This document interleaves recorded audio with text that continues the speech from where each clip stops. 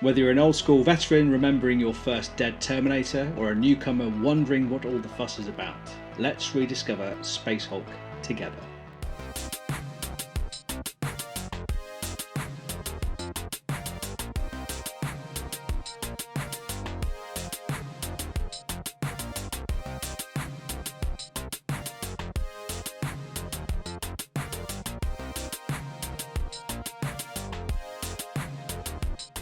Imagine a dark metallic maze floating through the cold vacuum of space.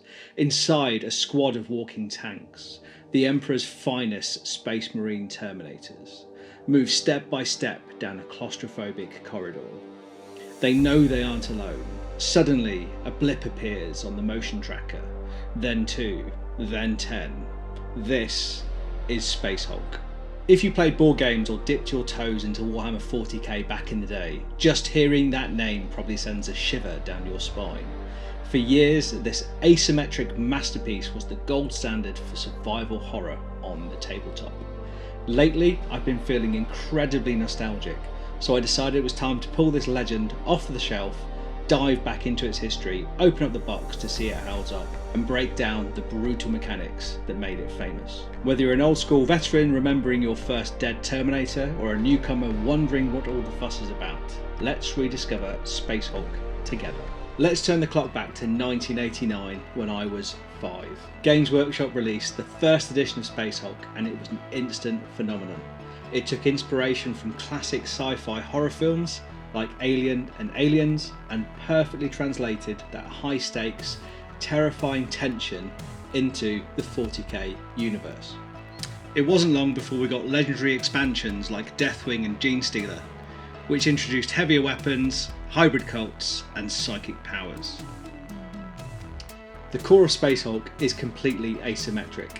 One player controls the ultimate defense, the other controls an endless, overwhelming horde. Let's look at the 3 mechanics that define the entire experience. Action points versus the sand timer.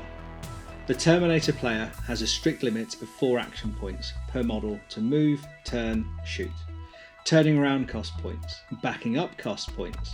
To make it worse, the Marine player is on a real world timer.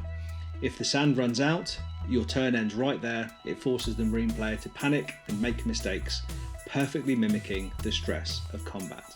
Meanwhile, the Genestealer has plenty of points, absolute freedom of movement and all the time in the world to plan their ambush. As the Genestealer player, you don't start with models on the board, you place face down blips on entry points. The Marine player can see a signal on their motion tracker, but they don't know if that blip is a single lone Genestealer or a massive pack of 3 waiting around the corner until it enters their line of sight. Overwatch. Because Genestealers are lethal in close combat, the Terminator's best friend is Overwatch. By spending an extra action point, a Terminator can step the Stormbolter to trigger automatically during the alien's turn. Every time a Genestealer moves into the line of sight, the Marine gets to roll to kill them. But beware, weapons can jam. And when a Stormbolter jams in a dark hallway, panic sets in fast. Now, let's have a look in the box. Now, all 3 rulebooks for Space Hulk, Deathwing and Genestealer have been separated, unfortunately, into the plastic binders, but this is probably just to protect them. But the card stock is absolutely first class. Now, it's important to emphasise that this set hasn't been particularly heavily used. This is 37 years old and it looks brand new. The cardstock is absolute quality because it's actually quite thick.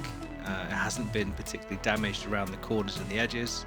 You know, the detail and the fun really sticks out. One of the nice things is that you can do so many different layouts. You've got a number of larger rooms, different length corridors, corners, crossroads, and then you've also got these larger spaces as well. But what I just can't get over is just how good the quality is. And this kind of quality continued through into the Necromunda set, for those that remember the Necromunda terrain. Because again, the card quality still stands up today, 30 years later.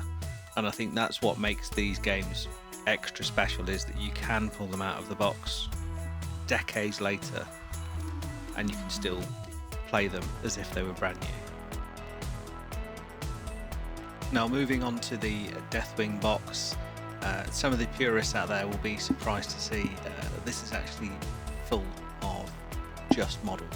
On top in the white sprues you'll see that these are the Terminators and Hybrids, which is actually from the Genestealer expansion set. It's just so cool to see that these are still brand new on sprue, haven't been clipped, and the major difference with Genestealer, it introduced Genestealer Hybrids. So you'll see on the light grey sprues you've got claws, but you've also got weapons, which previously hadn't been seen in previous editions. It was all down to just pure strain Genestealers and claws.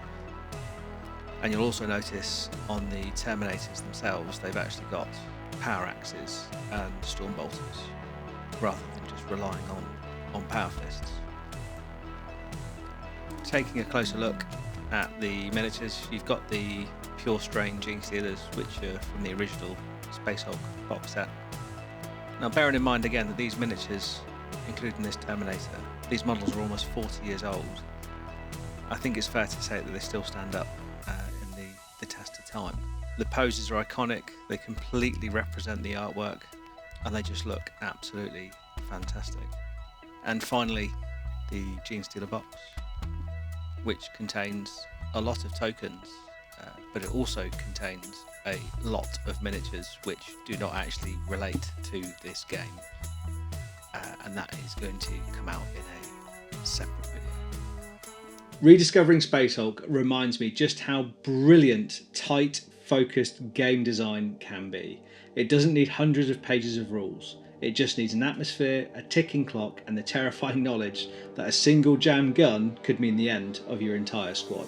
If you've got an old copy, you should absolutely go and hunt that one down. And if you've never played Space Hulk before, I really encourage you to try and find a copy. But I want to hear from you guys. What is your absolute favourite Space Hulk memory? Did you ever manage to clear a level without losing your favourite sergeant? Let me know in the comments below. If you enjoyed this trip down nostalgia lane, hit the like button, subscribe for more classic tabletop and hobby content, and I'll see you in the next video.